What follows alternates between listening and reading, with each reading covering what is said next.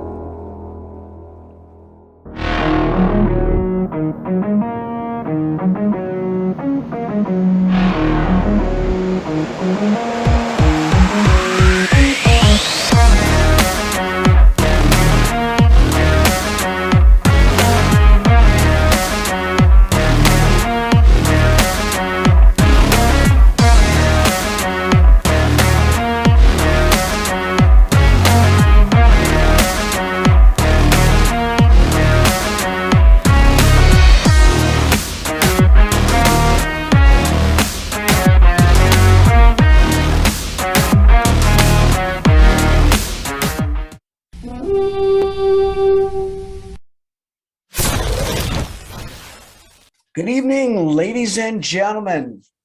After 987 days, the Minnesota Vikings are above 500 as we took down those moldy, ornery cheeseheads from across feels the river. good, man. It does feel good. And of course, you have the Packers trolls on Twitter and everything. Congratulations on winning your Super Bowl. And this is Stupid. I have never heard a Vikings fan call that our Super Bowl. And No. if it doesn't matter to them, why are they so butthurt about it when we Right. beat them? I don't know where my Aaron Rodgers jersey. I painted my nails and you told me to put the sparkles underneath. And they lost. The Packers were supposed to win the Super Bowl. Casey, And they didn't because you told me to put the sparkles on my nails. I'm sorry. Don't cry. No, it's your fault. You told me to do the sparkles. I told you not to do the sparkles, and you told me to do it. It's pretty. I don't care about pretty. I wanted the Packers to win the Super Bowl, Megan. Oh my god. And I wore my Clay Matthews jersey, and I said, "Let me wear my Aaron Rodgers jersey." And you said no. Wear Clay Matthews. Yeah, and as far as clarity goes, there, you know what? When we're having a losing season and we beat Green Bay, you know what? It does feel good, but I understand that completely not our Super Bowl. Yeah, No, and it doesn't feels matter good how to be the division rival anytime. right. Doesn't matter how good or how bad you are. It always feels good to beat your rival. Exactly. So, but anyway, welcome to episode 76. Got a bunch of stuff to roll through here tonight, so we'll get started right away.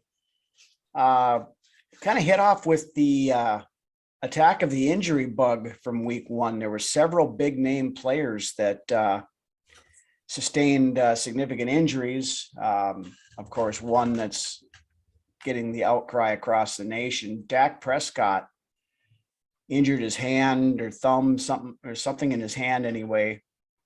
And he's out at least 6 weeks. I've heard it could be as long as 10. But then, of course, Jerry Jones was out there on Tuesday. Oh, no, he'll be back in 4. No, and I doubt it, but. Whatever, Jerry. Mm-hmm.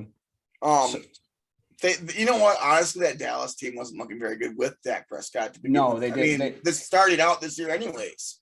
No, but is what it is, and just another talking point for the news. But fairly, it's significant and big name players. So, of course, yep. Then Baltimore Ravens lost tackle Juwan James to an Achilles and Kyle Fuller to an ACL, both out That's to rough, a season. man. Yeah, That's rough. Mm-hmm. Chargers wide receiver Keenan Allen went out with a hamstring injury. No word on how much time he may miss on that, but I'm guessing it's hard to really to put a timestamp on the hammy because they can linger for a while, and we know this firsthand, like with Thielen. Yeah. So, and P2, last year as well. Yeah, but you start looking. A lot of these are soft tissue type injuries and stuff. And some of that comes back from them. These guys didn't play in the preseason, most of these guys, you know, and that, so there's, you kind of pros and cons to all that from the preseason stuff, but we'll just keep our fingers crossed over here that, you know, we don't have to deal with any of that. right. Then another, we'll get there, but yes. Yeah. Another pretty significant one, Steelers edge rusher TJ Watt with a pectoral injury. They said it could be season ending, but on a, I think he went after they did the MRIs and whatnot. Looks like it wasn't completely torn, so it only partially torn. So if they don't have to do surgery on it, he could be back in like 6 weeks. Wow. So you know what? And that's an example of a player that came out on fire this season, you know, and a lot of people have seen that coming too. But well, TJ Watt's a hell of a player, but yeah. You know, a better player than Prescott, in my opinion. Yeah. Watt was eating, don't play the same position, but he came out. TJ Watt was eating Joe Burrow's lunch that first Yes. part of that game until he got hurt. Yep. Then another one in the deluge, and basically looked like they were playing on a slip and slide over in Chicago. 49ers running back Elijah Mitchell suffered a knee injury. He's out at least 2 months. Seattle Seahawks Jamal Adams suffered a serious quad injury. Pete Carroll came out on Tuesday after their Monday night game, of course, and all he would say is it was significant. He didn't disclose anything further than that. That surprised me, the outcome of that game. And you know what? Good for Gino. You know, for real. He gets a lot of shit thrown his way, and for him to come out and do what he did on Monday night is pretty big for Seattle. Well, and then of course Denver tries to kick, what was it, a 65-yard field goal or whatever at the end? I think it was 68. Was it 68? It was a long ass field goal. I know that, but then over kind of into Vikings related, we didn't go completely unscathed. This is what I was getting at. Yeah. Cornerback Andrew Booth Jr. Re-aggravated his quad injury or pulled a quad or something, but another soft tissue issue. Yeah. But I don't think it's overly serious, at least the way O'Connell made it sound. Right. Being we're not playing until Monday night, in his presser on Tuesday, he was optimistic that Booth may be able to play on Monday. And also an update, they fully expect Lewis Seen, who was out with an injury, missed the opener, to be available on Monday as well. So I know he's chomping at the bit to get out there too. Now, speaking of the Eagles, they lost their stud edge rusher, Derek Barnett, tore an ACL. He's done for the year. Wow. And of course, to fill his place, they sniped Janarius Robinson off of our practice squad. Yep.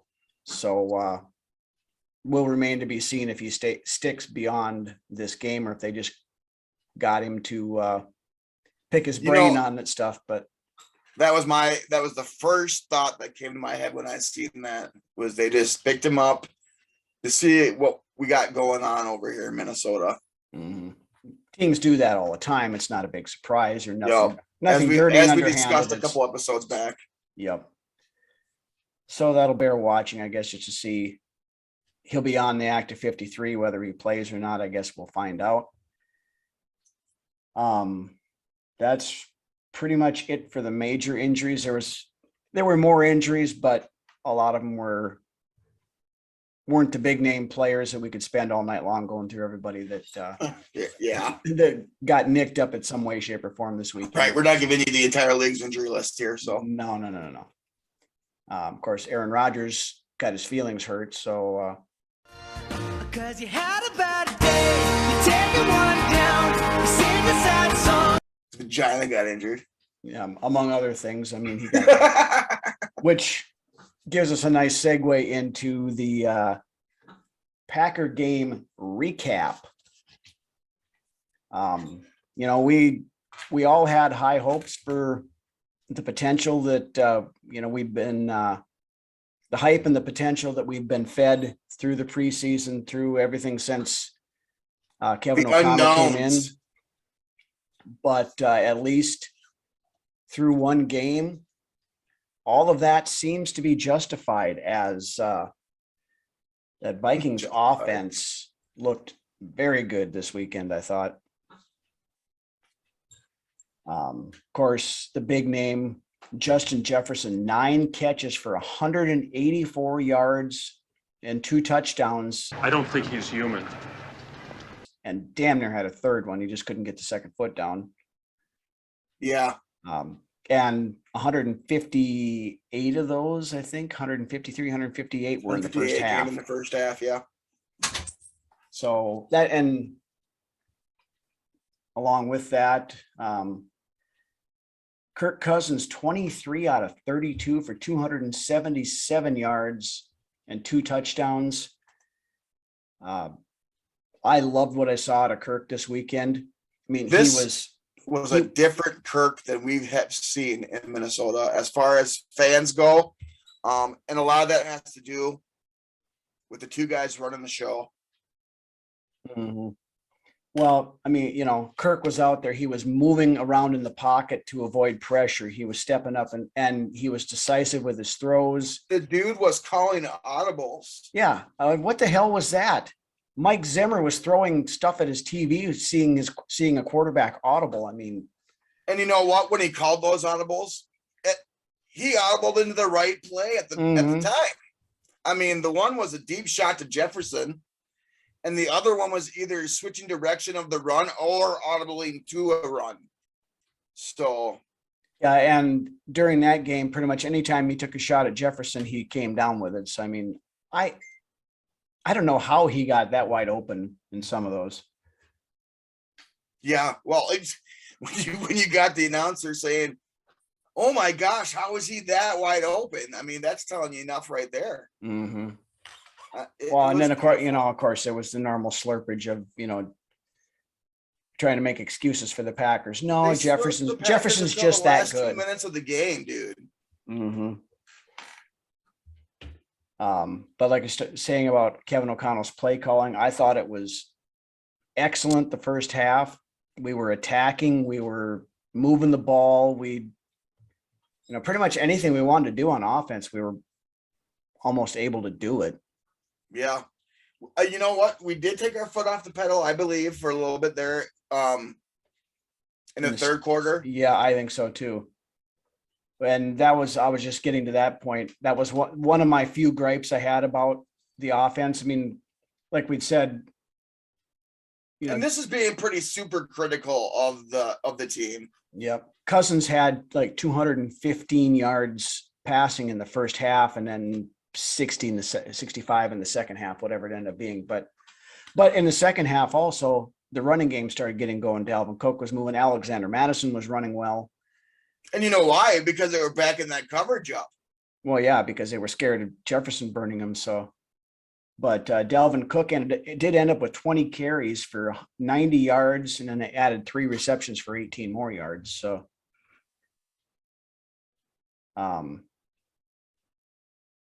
but the offense had drives during the game of 78 yards, 94 yards, 74 yards, and 74 yards.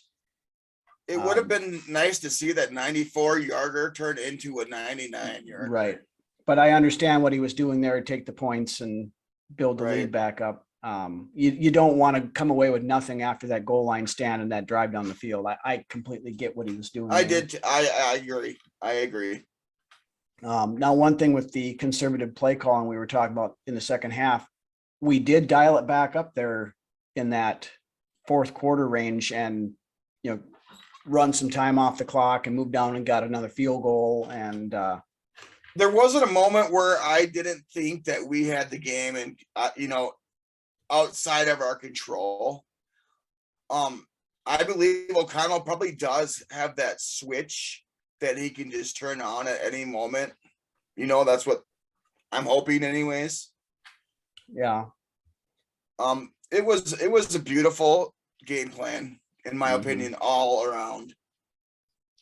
Yeah, not a whole lot to gripe about on the offense. Ed Ingram had a little bit of a rough start. Now he graded out pretty well in PFF, but His that was pass block grade. because of his run blocking. His pass blocking was absolutely horrid. He gave up that sack to Rashawn Gary and got beat a few different times. I mean, Kirk faced a fair amount of pressure. I think he was pressured on like 17 or 18 snaps. I think, I But believe he it was. made something out of those moments too, Yep. as well, which is something we haven't seen Kirk do much of in the past. Right, and only took one sack. A lot, with the amount of pressure he saw in previous years, he would have been sacked 4 or 5 times. Right. And you know what? You know Kirk is comfortable in this offense when he's allowed to actually audible out of a play, Mm-hmm. and really be given the keys and the trust to make this offense his offense, Yeah. as a leader of the team. Mm-hmm. And that was another nice thing with the, talking in the leadership stuff. Kirk actually took it upon himself to go talk to the Wilfs after the game and presented both Kevin O'Connell and Kwesi Adofo-Mensah with the game balls for that, or for the first win for both of them, which I thought was a nice touch. Kirk's being allowed to be a leader Mhm. under this regime. I don't think he was ever offered that when he was here under Zimmer. This might be the seriously first time question Kirk has a coach that believes in him, Mhm. in my opinion, Yeah, and as far as the NFL goes, anyways. right, and if this week was any indication, maybe there is that next level to Kirk that we were all asking to see. So time will tell. Big test coming up this week, of course. But we'll roll over to the defensive side of things. That defense harassed Aaron Rodgers all day long. Held him to 195 yards passing. Had an interception, had a fumble, sacked 4 times, and knocked down 4 more. And a lot of stuff that we wanted to see last week that we talked about, we see it on the sidelines. The animated, pissed off, frustrated Rodgers that we were hoping to see, and we got to see that. Of course, yeah. It all started off at the beginning when on their first play of the game, when he tried to take a deep shot to Christian Watson, and Watson did his best Troy Williamson impersonation because he was wide open because Peterson had stumbled or what. I'm going to get into Patrick Peterson a little bit here later, but right. But of the 4 sacks, we spread it around to 4 different players. DJ Wanham had one, which on that sack, he was actually being blocked by 4 guys and still beat his coverage. And that was insane. Yeah. Then, of course, Danielle Hunter got in on the action. He had one. Jordan Hicks had one, which is the one that caused the fumble and then Dalvin Tomlinson recovered it. And then Zadarius Smith also made good on his promise and got a sack. And also he was one of the key cogs in that goal line stand too. He beat his guy before around the play even was snapped. You could see he was saying something to somebody, whether it be one of the edge, linemen, down linemen, or somebody. He's seen something, and obviously we all seen what happened. So yeah, I mean, he blew into the back and got the running back behind the line of scrimmage, and then it took him down. Phillips just kind of pushed him to the side to where he wasn't going to be able to extend the ball over the line. So it's a great team sack there, or a great not sack, excuse me, but a great team effort there on that play. Yep. Then of course you mentioned the interception. That was a kind of a Rodgers desperation move. He was getting chased. An uglier Aaron Rodgers throw. Very ugly. That's Aaron a throw Rodgers he usually doesn't make. Right. But he tried to go deep to Randall Cobb, and Harrison Smith made a really nice play on him. It was a desperation toss up, in my opinion, that you normally would not see out of Aaron Rodgers. No, but like we talked about when we joined the Packer podcast last week, and also in our own show, you can get Aaron Rodgers frustrated, and when you do, then you can make him make mistakes and things like that. And that's what we did this weekend. You know, the familiarity with Donatel knowing, and Mike Pettin knowing the Packers systems, Darius Smith and Shannon Sullivan. Shannon Sullivan also almost had an interception that Yeah. if he could have, he had That it would in have his been a pick six, I think. If he had it in his hands, and then he dropped it. So Yeah, he would have took that back all the way if he would have snagged it, I believe. if he kept his Cleanly. feet, because I think he was kind of Yep. going down a little bit, and that's when he started Cleanly, following. yeah. Yeah. Yep. But beyond The that, feistiness on the defensive side was nice to see too. They were all going after the ball, Mhm. throughout the entire game. yep. Whether it be trying to punch it out or what have you. They were trying to cause turnovers. That's, one thing I don't see very often out of the Vikings defense in the recent past is going in there and trying to strip the ball away like you see in Chicago. I mean, the peanut punch, and all that crap. Yep. I mean, not very often you've seen that here. No, and that's, one thing, of course, that was underneath the Fangio style defense, which, is the Donatel defense. And we were told that before that, they're going to be putting a lot more emphasis on trying to create turnovers, and, because that's, you change a possession right there. I mean, that's a big momentum We're shift. at +2, so let's keep it rolling. Mm-hmm.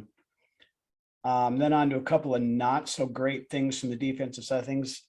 The run defense is still concerning to me. I wasn't really impressed with that. I mean, we only gave up 94 yards on the ground to the combination of Aaron Jones and AJ Dillon, but Aaron Jones averaged 9.8 yards per carry, and then Dillon was 4.5 yards a carry. I had caught myself a lot on Sunday wondering why they didn't keep going to Dillon and Jones. And I'm glad they did it, because what I was seeing, I was not liking. Yeah. Now, really leaky. yeah. Now, it didn't seem like up the middle was really the problem. It was the runs on the edge where we were having the issues. So, I mean, that's something we're going to have to get cleaned up, and we'll talk about that later when we get into the Philly game. But Yep. then, like we talked about earlier, a couple of nicks and bruises. Andrew Booth Jr. Went down with an injury. Again, hopes are he can play. Cam Dantzler went down for a little bit, but he did return to the game. Patrick Peterson, I thought, probably played his worst game as a Viking. Yeah, I have to agree with you. I believe he looked slow, and he was out of position. It was not a good start for him. right. So Yep, I gotta agree with you there. So he better watch his tail, man, as far as Booth can stay healthy and Dantzler can continue to develop. And we talked about that, earlier in the off season, that, by the end of the year, it wouldn't surprise me anyway at all to see Booth and Dantzler being the starters and Peterson, being the rotational guy. I mean, granted, Watson is a burner, but then you just don't put Peterson on him. You adjust to that. And Mm-hmm. Well, and it wasn't just that one play. There were several plays where he was out of position, or he got turned around the wrong way, or he got, it just, and age is catching up to P2, in my opinion. Yeah. Then just quickly, we'll move on to the special team stuff.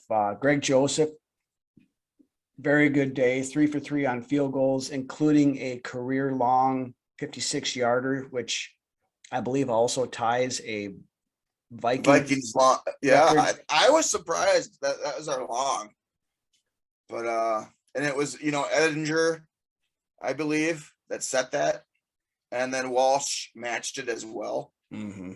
And now we got Joseph that as well matched that. And I believe he has the leg to hit a 60-yarder inside. But I mean, that 56-yarder had probably at least 3-4 yards to spare when it went through. If not, And more than the that. kid right now is just stroking it, man. He's in the zone, and let's just hope that it carries over throughout the season.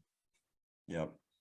Then the one nice thing I really liked seeing, we only had 3 penalties for a total of 20 yards, which is a far cry better than the 12 penalty, 116-yard debacle we had in the season opener last year. We started out that game last year with a penalty. We started out with, I think it was 3 penalties in 4 snaps. And I was like, you know what? I hope this isn't vindictive of how our season's going to look. And you know what? It was. It kind of was, yeah. So anyway, is there anything else you want to hit on the wrap up quick before we move on to the return of our weekly award segment? I was very pleased with what I seen.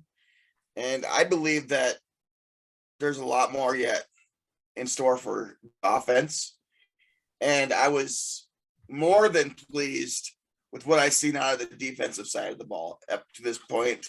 And like you said, I mean, we played good this year, and the things that we are being critical of are this stuff that, you know, if you're going to be critical, you got to find something. And the things that we found were just the things that happened to stick out to us. Yeah. And I mentioned that when I was doing the live cut-ins and stuff during the show, you know, at the end, some of the criticisms that, you know, I was nitpicking, but, you know, they're still concerns. So I want to see a consistency in this team that I have not seen before. I want to go into a game knowing that every week we have a shot to actually go win it. Than not being anxious about games. You know, are we going to throw it away in the fourth quarter? Can we close games? And we're about to find out, because the season's going to tell that story to us. A new era has begun, in my opinion. All right. So with that, we are going to bring back the return of our weekly awards segment. If you guys watched us during the season last year, you know that we have an award that celebrates the good, and then another award that celebrates the not so good. First off, we will start off with the good in what we call our Badass of the Week award. Who is that guy?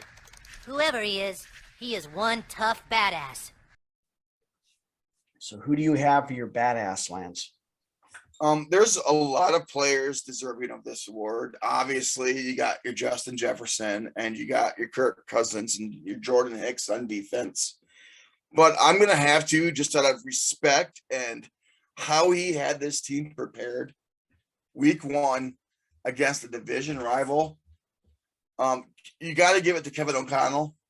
You know, I did mention the few players previously before that, but this week, just being a first-time head coach, never or not calling plays in how many years, you know, just and then making it appear that we stole that magic from the Rams, because it looks like O'Connell was the gas in the Rams engine last year, I imagine. So yeah, I mean, to be fair, the Rams ran up against a very, very, very good Buffalo Bills team. That's true as well. But yeah, KOC gets my badass award this week. Okay. For me, I took the easy road out because I had a lot of stuff going on. I didn't have time to put a whole lot of thought into, but I'm giving it to Justin Jefferson. I mean, the guy, you couldn't contain him at all. He was open pretty much anytime he wanted to be, he was open. Just a hell of a game. That kid is in for a huge season. So the Jets gets my badass. So now we will go to hold on before you go. Right. I believe Kirk is just as deserving. I actually waffle back and forth between giving it to Jefferson or Kirk, but yeah, and I'm just throwing that out there because we haven't seen a Kirk like that. I don't believe since he's been here. That was one of Kirk's more impressive performances that he's in the 4 years he's been here.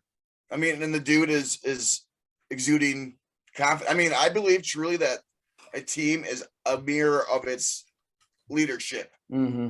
you know, and right now this team is just oozing with confidence. I don't think they're complacent, but I think the talent's always been here, Rhino, and we've said this before. The talent has always been here.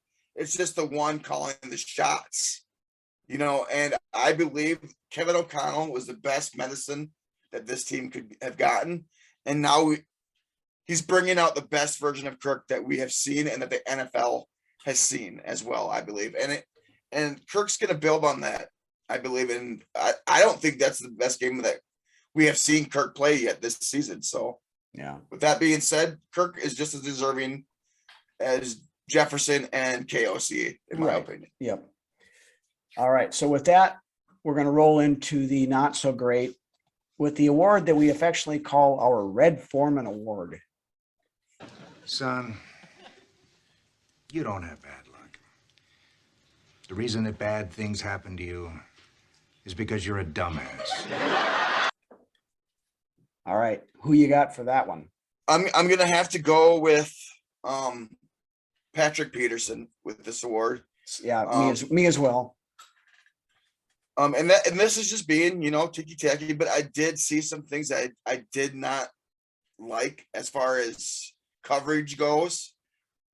He got burned by Watson the first play of the game. Yeah. I mean, honestly, and this is no disrespect to Patrick because he's arguably a future Hall of Famer. So he started to lose his wheels, in my opinion.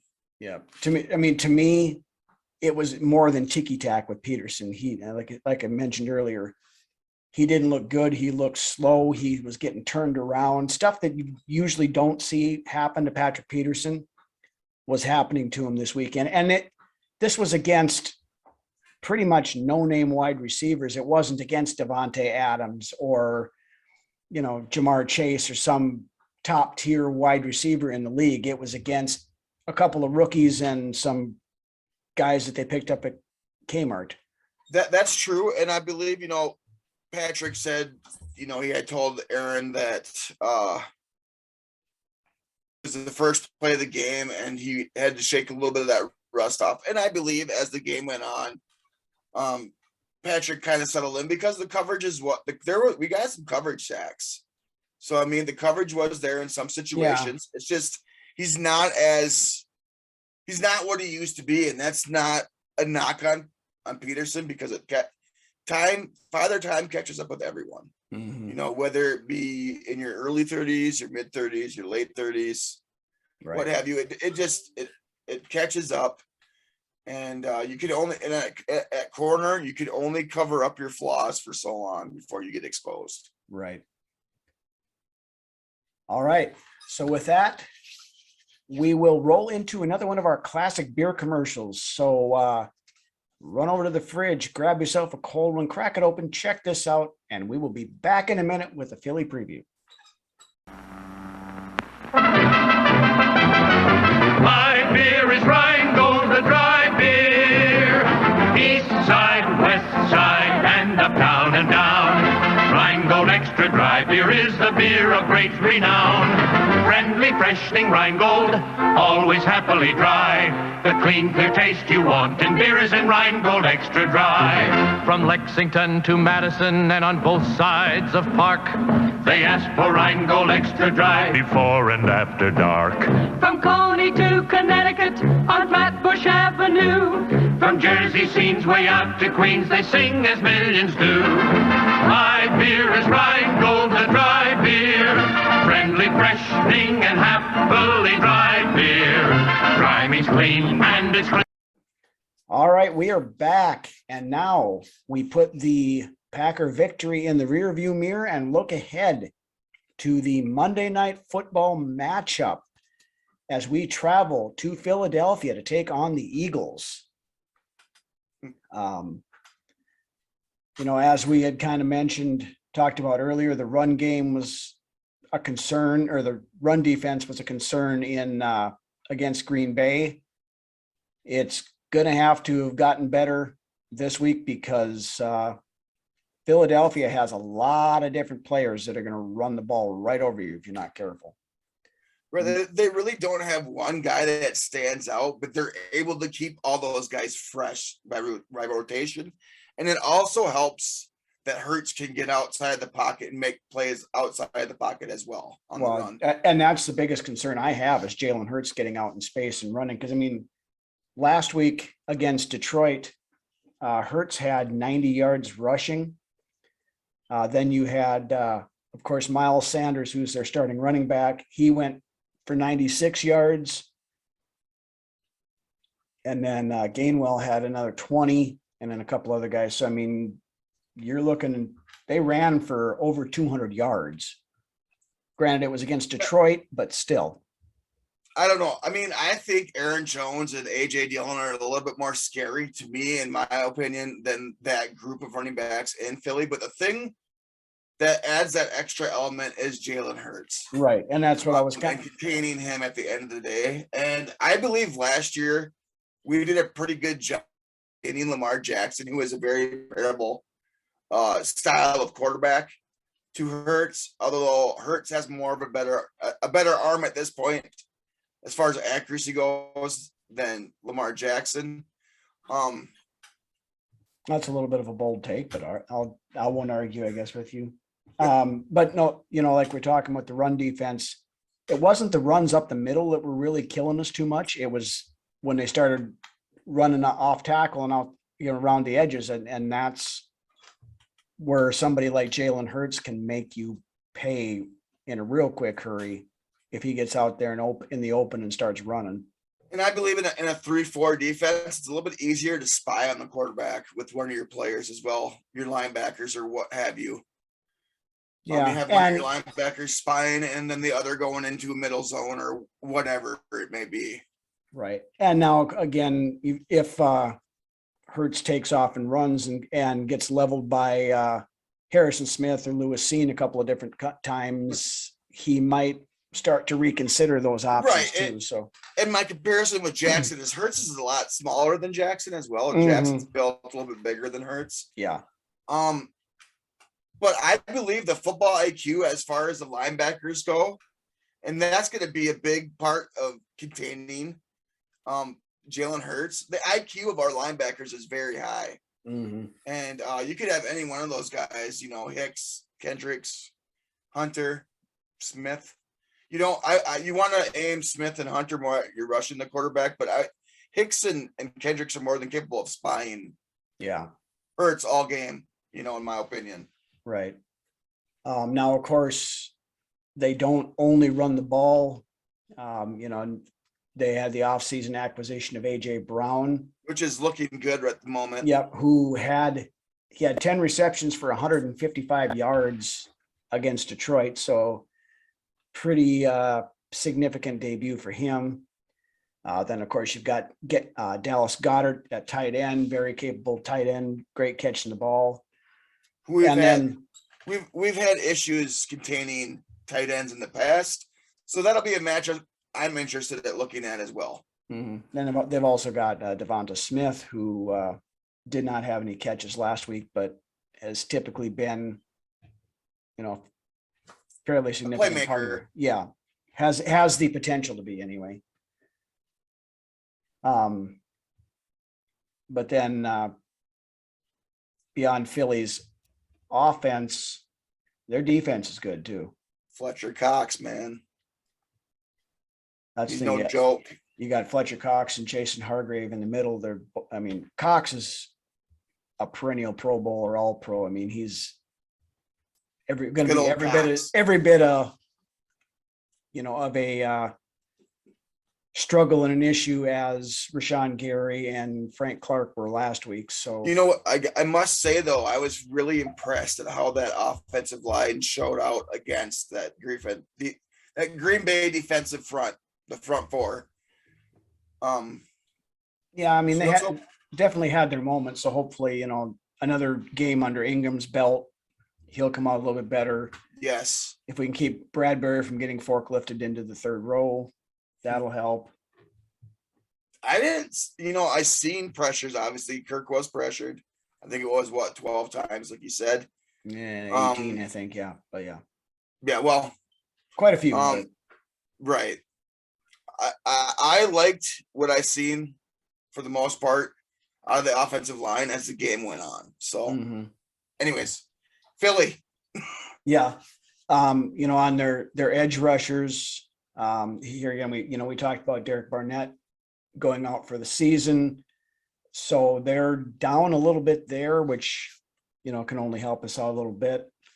But then, beyond that, they're stacked pretty much all the way through. You've got Hassan Reddick and Kazir White as in the linebacking core. Then in the back, you've got Darius Slay and then the newly acquired CJ Gardner Johnson back there. So there's Slay's a playmaker too on that back end. So yeah, he always has been, even when he, for years. Detroit. Now, speaking of Detroit, they did give up 144 yards rushing to DeAndre Swift last week. So, this may turn into more of a Dalvin Cook and Alexander Madison show than the what we did last week. Madison was running the ball hard, and he was getting good chunks of yards most of the time when he ran. So, but I guess, maybe we'll see some Tyson Chandler this week. Who knows? I mean, he was inactive last week, but I mean, stuff I want to see out of us. I want to see the offense continue to be aggressive and do what it did last week. I want to see if we can have the same amount of success with Justin Jefferson and company that we did last week. Because right now, I honestly don't know if anybody can cover Justin Jefferson. But then there's also the, like I said, I want the run defense to show up and prove that they can actually keep these guys. If we can keep the Eagles to under 100, even like 125 yards on the ground, I think we got a pretty good shot. That'd be a win for us. Yeah, absolutely. Beyond that, see the young guys make more progress. I want to see the Kirk we saw last week come out on a Monday night and dispel those primetime Monday night. The big thing is consistency, man. I want to see something where I know what we're getting every week on the offense. Right. I know what we're getting every week on defense. I like how we stayed aggressive on both sides of the ball against Green Bay. Yep. Granted, we didn't blitz Rodgers very much. We were able to get 2 Rodgers with just 4 rushers. So, I would like to see us continue to build off of our win from Green Bay.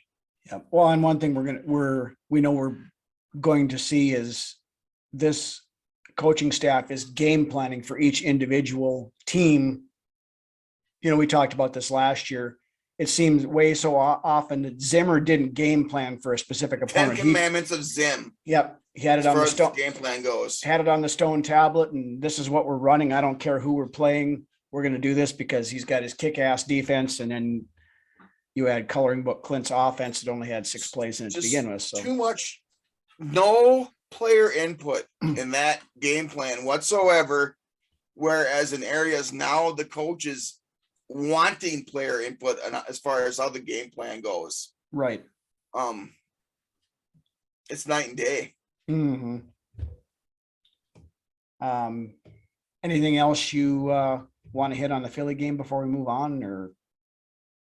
I just want to see us continue to tighten things up, continue to build off of last week's win and really give us fans something to believe in. So there we go. And I know when we went through our picks for the season, this was a game that I had chalked down as a loss for us. I'm still not ready to change my mind on that, although I'm feeling better about our chances. But part of it, I'm not changing it just because I don't want to jinx us, and because, as Vikings fans, we all know how that kind of stuff works. But I think we got a better chance at it than I thought a month ago. Right now that there's some clarity to what's going on, Mm-hmm. as far as offense, I absolutely love the five. And I told you this, the 5 wide receiver sets on first down. Yeah. That if that doesn't tell you what aggressive is, I don't know what to tell you. Honestly, if you come out on first down in a 5 wide receiver set, Mike Zimmer's at home having a stroke seeing that shit. Yeah. Well, So, and I think we ran on 2nd and long, I think once. Yep, once. And you know what? And we still, and I think that was one of those plays where Madison still got 7 yards on him or something like that. I think with that first drive, O'Connell was making a point, and hey, we're going to pass here in Minnesota, and we're going to pass, and we're going to pass, and we're going to pass. And then when you go to cover the pass, we're going to ram it down your fucking throat with Dalvin Cook. Yeah, I've said that we have options now. I mean, we always knew we had options, but now we have a staff that's willing to use those options. So, and draw up creative game plans and put players. We've been hearing coach speak about using the players to their best abilities and putting players in position to succeed. Well, offensively, it's been forever since we've had players in position to succeed. Other than players that are going out there to make names for themselves, I want to see, these players used to their full potential. right. It's scary. When you look at somebody like Justin Jefferson, that is a scary thing for this league. Mm-hmm. Absolutely it is. So we'll see how, if we can continue that trend, I guess, this week. But with that, we are going to roll into, as we call it, the best segment of our show with this week's edition of Brunswick's Best, looking at those who have worn number 76. So who you got on the list today, Mr. Brunswick? Well, this week I got 3 guys for you and 1 honorable mention that deserves to be honorably mentioned. Okay. Well, then we'll honorably mention him when it comes to that point. Exactly. So here we go. We're going to start off in chronological order, as always, with Paul Dickinson, not Bruce Dickinson, not cowbell guy, Paul Dickinson. So in 1961, Dickinson was one of the original players in the Minnesota Vikings inaugural season. Following the trade, he was switched from, I'm telling you what, I'm playing karate with these flies all night. I've literally felt myself chop one of them as I was swiping across Everybody my was face. kung fu fighting. Exactly. These flies are driving bonkers, man. You know what that means? It's going to get cold pretty soon. So, yeah. Anyways, Continue. So, Paul Dickinson, not Bruce Dickinson again. Just keep that in mind. Whatever. Okay. Anyways, so he was switched from right offensive tackle to defensive tackle when he came to Minnesota, a position that he would play for the rest of his career. I think it's amazing when these guys switch, mid-career to going from one line to the other side of the ball and the other line. So that's kind of cool. Back when there was actually Iron Men that played the game on both sides of the ball. Right. So in practice, he was known for playing at full speed, much to the irritation of his teammates on the offensive side of the ball. He was the regular starter at right defensive tackle and a key player from 1962 until 1967. And that's because in 1968, he was passed on the depth chart by future Hall of Famer Alan Page.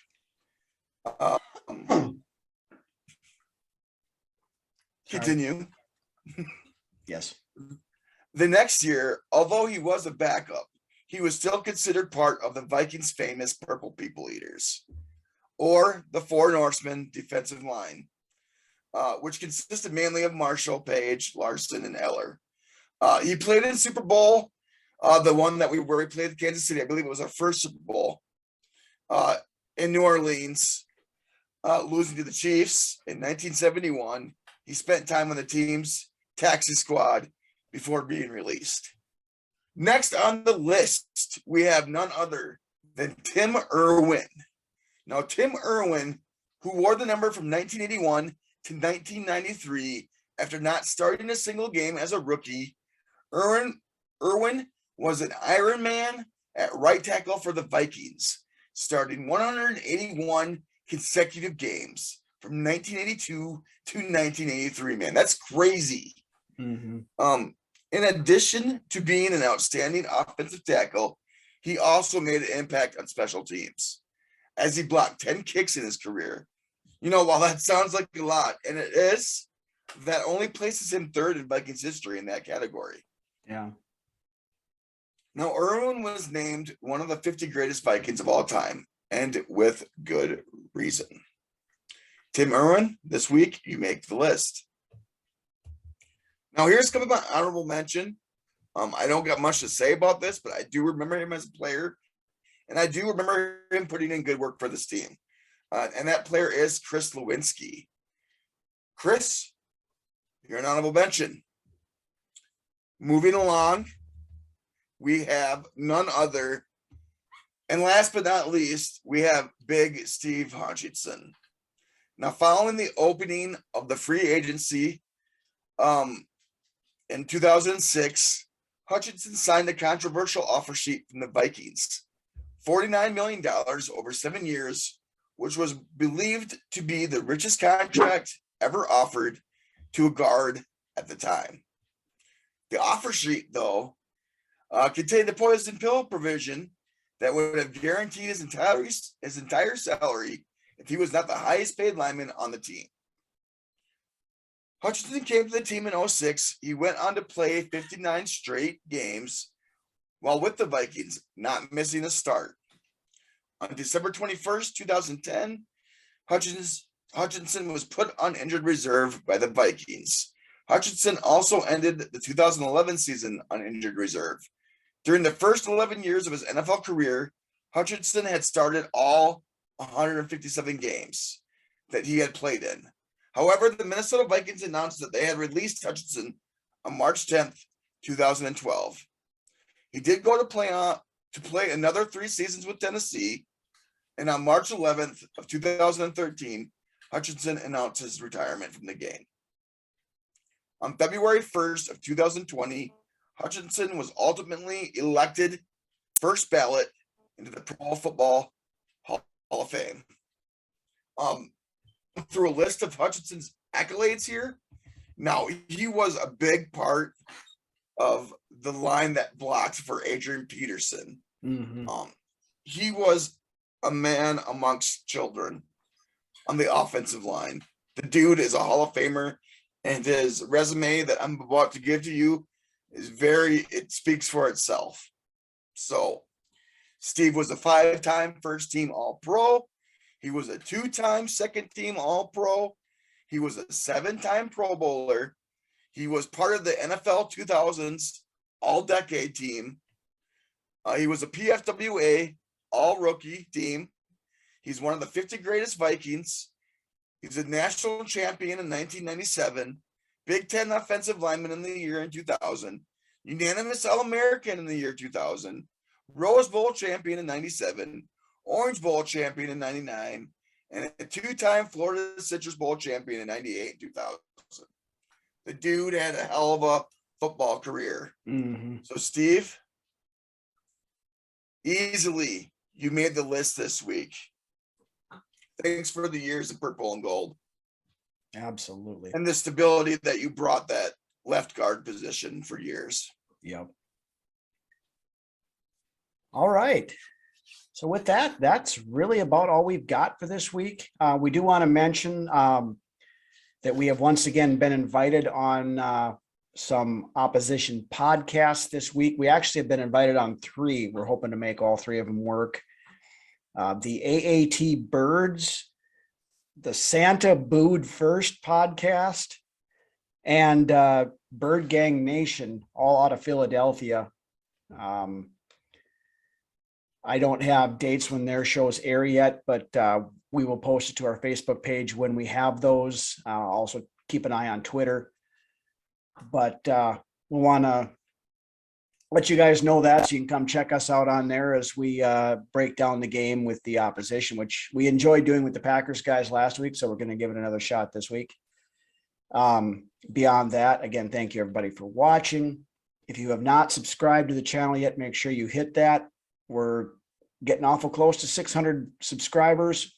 We got keeping that drive to 1,000 going. So tell everybody you know to check us out, subscribe to the channel. And of course, if you're out and about, we're with you wherever you want to go, whether it be the YouTube channel, all the standard audio cast, so on and so forth. The same spiel I give every week. But with that, that's about all I've got. So why don't you take us out of here, Lance? It feels good to win your first game, and to win the way that we did feels even better. To think that we went from putting paper bags on our head last year to coming out and seeing what a true NFL team looks like and should look like on the field. It really gives you reason to be optimistic about where this team is headed. So I'm looking forward to seeing what else we have in store here as far as the Vikings go, and what Kevin O'Connell continues to bring to this team as far as leadership goes and direction. Yeah. So with that being said, we will see you next Friday. Have a good weekend, guys.